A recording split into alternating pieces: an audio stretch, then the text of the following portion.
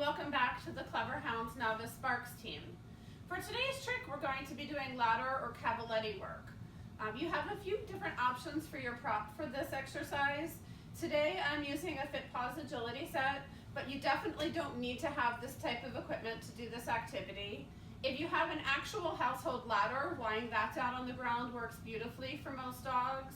You can also get creative with broom handles or pool noodles or whatever you have around. So please don't feel like you have to go out and buy fancy props for this particular activity. I'm just using what I happen to have on hand. For the ladder or Cavaletti work, the idea is not to have height, really. So even if you have a larger dog, you'll probably want to keep your bars pretty close to the ground, as I've done here. If you have a very big dog, you might space the jumps a little bit farther away, but really using a regular ladder for even a large breed dog is completely fine. The idea with this exercise is really to teach them about where their feet are. This is more about body awareness than it is about really speed or anything like that. In fact, really what we want them to do is just walk through at a controlled pace, but ideally they'll be stepping their feet in between the legs of the ladder or whatever you're using here. You can take your dogs through this on leash if you want. Luring is completely allowed at this level if you need to. You can also leave your dog on a stay and call them through the ladder if you have a more experienced dog.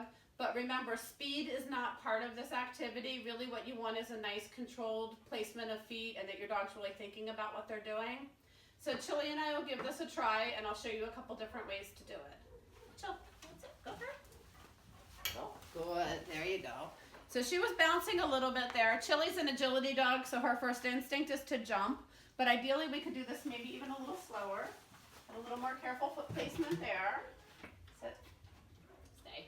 The other thing, as I said, you can do with a little more experienced dog is to call them through. Chili, come. Okay, there she did revert to jumping a little bit.